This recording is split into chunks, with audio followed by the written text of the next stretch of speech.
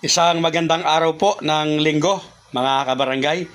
Ah, halos ulit-ulit po yung mga tanong sa atin na sila po ay lalaban sa nakaupong barangay captain na may pera. Ano ang gagawin nila? May panalo daw po ba sila? Pag-usapan po natin. Yes po, mga kabarangay, yan po yung halos problema ng mga tumatawag sa atin at mga nagme-message na lalaban sila sa pagkakapitan. Ang problema nga lamang po nila ay wala daw po silang pera. At ang tanong nga yun, mananalo ba sila o may pag-asa ba silang manalo? Pakinggan po ninyong mabuti yung aking sasabihin, mga kabarangay. Ito po ay iba-iba o bahagdan. Kung ibig ko po sabihin ay magkakaiba ang gustong humabol na walang pera sa pagkakapitan at ang kalaban ay nakaupo na may pera. Una, baguhan.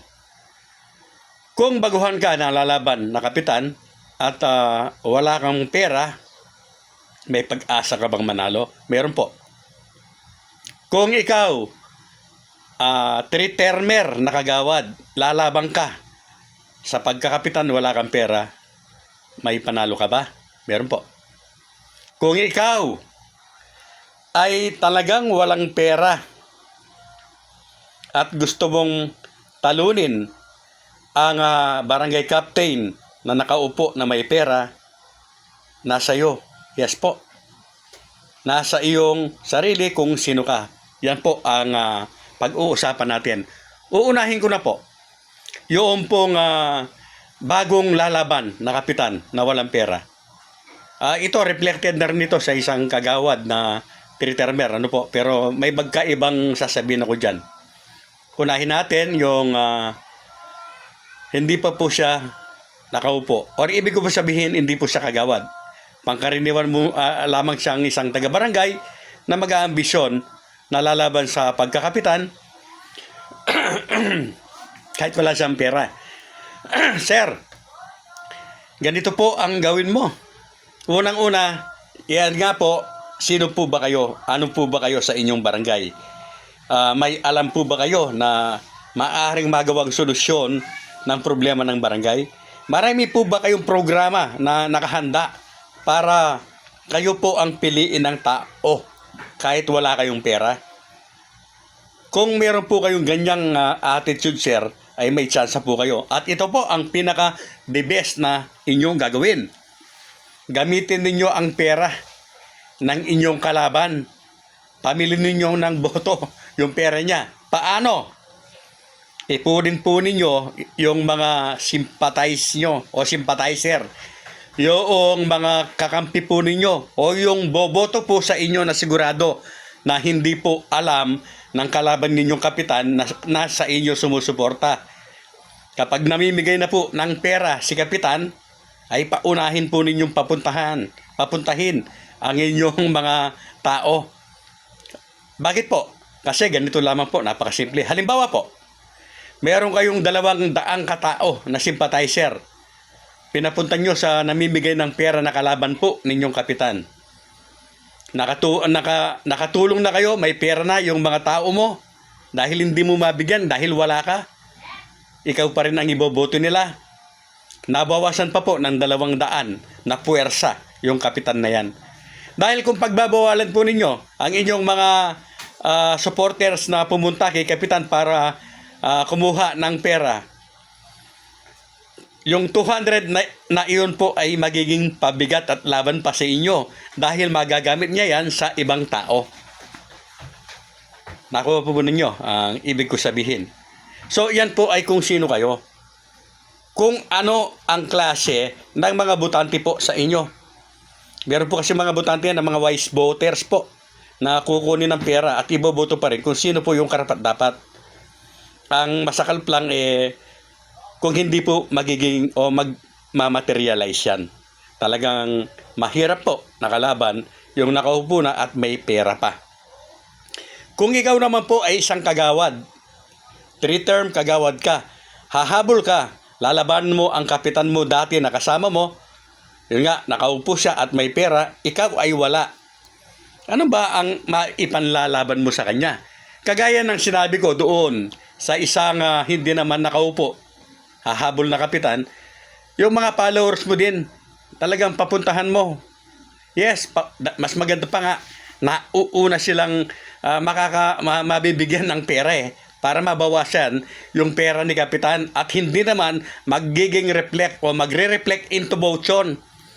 Siguraduhin mo lang na yung papupuntahin mo doon ay sympathizer mo talaga, na kahit makakuha ng pera kay kapitan, ikaw pa rin ang iboboto nila. Ito ngayon ang masakit or maganda kung ikaw ay 3-termer na kagawad. Noong bang ikaw ay nakaupo na kagawad at naka 3-term, nakagawa ka ba ng batas, ordinansa?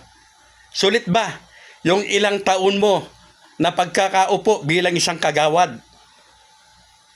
Ibig ko po sabihin, dapat may bala ka, wala kang iniipit. Paano kung 3-termer ka nga, wala ka namang ginawang resolusyon at ordinansa, tapos hahabol ka na kapitan? Baka balikan ka ni kapitan at sabihin sa'yo, nakatunga nga ka lang, patawa-tawa ka lang sa isang sulok kapag may sesyon. Ano ngayon ang ipanlalaban mo sa kanya? Kaya ang sinasabi ko po, pwede pong manalo yung kahit po walang pera. Basta wala po siyang iniipit, iga nga. Pwede po siyang manalo.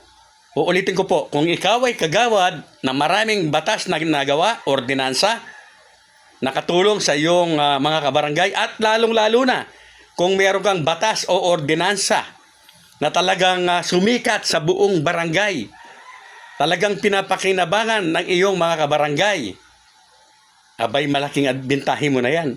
Advantage mo na yan.